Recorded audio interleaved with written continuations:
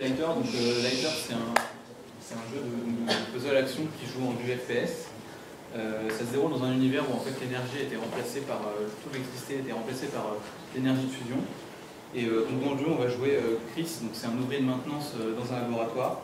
Et suite à un accident en fait il va devoir s'enfuir du laboratoire avec pour seule arme ou seul objet on va dire son outil de travail.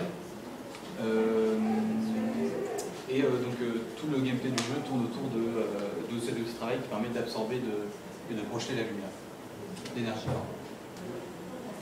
Le public cible, donc le jeu c'est un PEGI plus 12.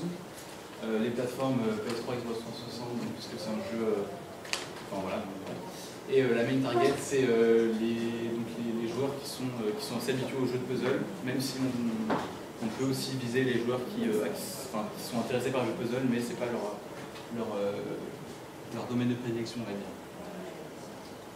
Donc après, au niveau des références, alors pour tout ce qui est de l'architecture, on s'est vraiment basé sur Le Corbusier et Calatrava pour avoir une architecture très épurée et futuriste. On a aussi regardé tout ce qui était par rapport au travail de Mobius sur l'univers. Et comme notre jeu est basé sur la lumière essentiellement, on s'est beaucoup intéressé donc, pour diriger le joueur. Donc on a regardé le clip vidéo Cinéma Imae qui a justement traité cette technique d'ombre et lumière en noir et blanc pour valoriser des choses essentielles. Et donc c'est ça qu'on a réutilisé pour le jeu. Donc ensuite le personnage de Chris. Alors c'est un ouvrier donc, de maintenance comme l'a dit Alexandre. Sa particularité en fait c'est vraiment que c'est quelqu'un de très sérieux. Son travail est compliqué donc il doit toujours faire attention parce qu'il manipule tout ce qui est radioactivité.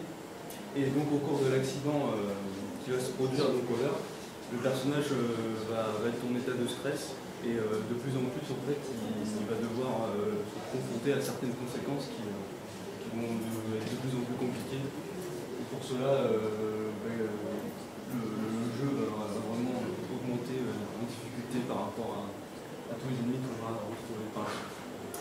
Donc pour le Crasher, donc en fait, c'est une entité issue de la technologie du LURC. C'est le résultat d'une recherche expérimentale en fait, qui permettait de canaliser l'énergie.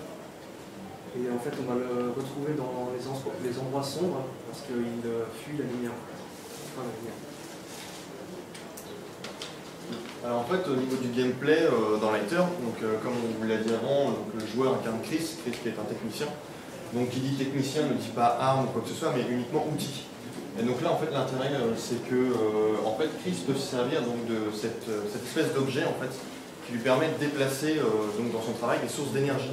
Parce que la source d'énergie qui est développée dans les laboratoires du LURC, qui est un travail expérimental, est donc plutôt difficile à déplacer.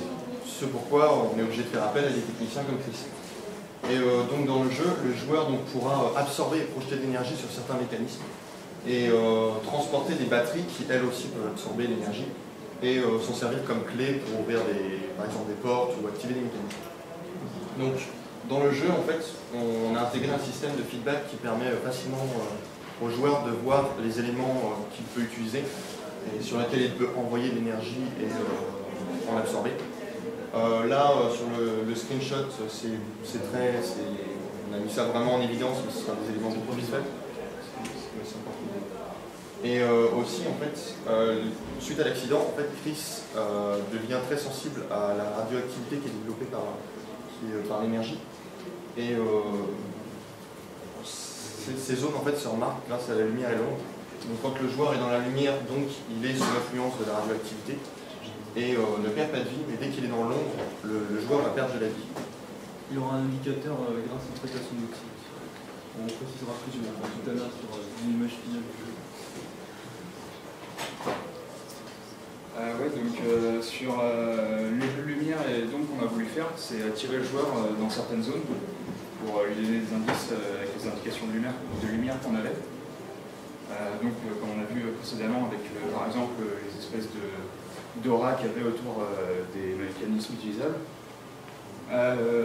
Tout ce qui est ombre, donc, on l'a dit, le joueur il doit vraiment éviter, sinon il perd la vie, il va mourir.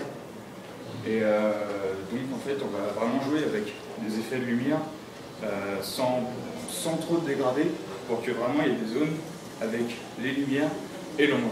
Que vraiment d'un côté il perd pas de vie, soit tranquille, et de l'autre il perd vraiment de la vie.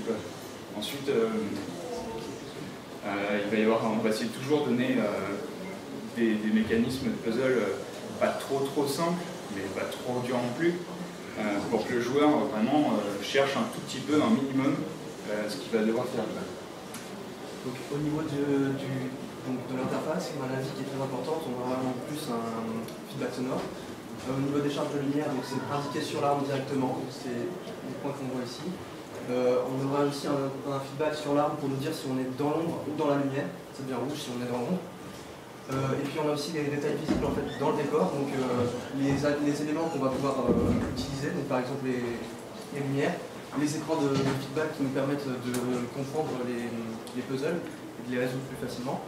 Et puis surtout le picto pour nous indiquer en fait la progression et les sorties du jeu. Et donc pour résumer en fait les conforts du jeu, c'est son gameplay qui tire parti en fait de tout ce qui est utilisation d'énergie et aussi d'allier le gameplay un peu au côté visuel de l'ombre et de la lumière. Et il y a aussi une ambiance constante de pression sur le joueur pour le pousser à avancer en fait. Donc voilà, on va passer à la démo maintenant. Laissez-moi votre présentation sur l'ordinateur. C'est déjà sur.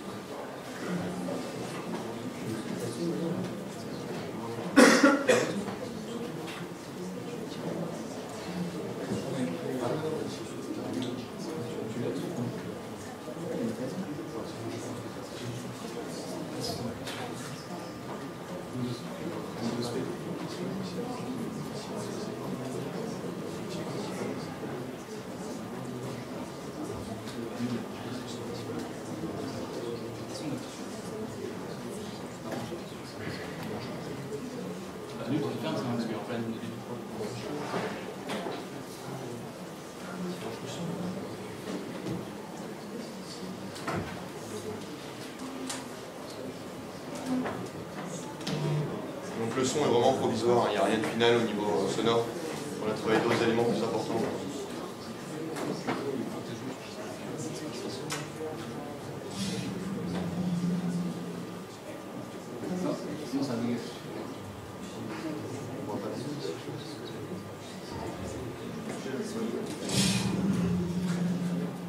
Bon, au début, il y a une anime où le perso se relève. Donc le joueur commence dans l'ombre en fait, dans ce niveau, et directement ça lui permet en fait de développer les objets importants. Et donc là on peut voir que sur l'arme en fait, sur le chargeur, on peut voir le nombre de munitions. Donc là on peut voir qu'il y en a une, et en fait il peut utiliser ça sur tous les objets avec le petit effet bleu qu'on a mis, qui est provisoire.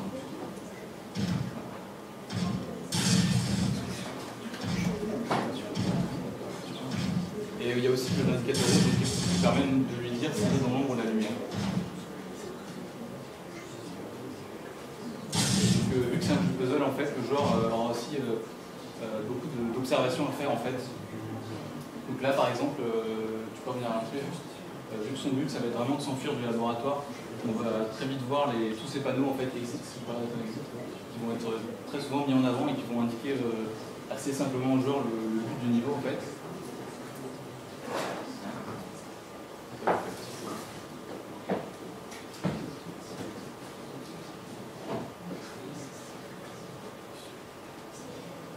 Sachant que là on a vu, mais il n'y a pas les particules d'absorption et de répulsion parce qu'elles sont pas. Sachant que du coup le joueur va aussi très souvent garder cette batterie avec lui pour rester dans la lumière.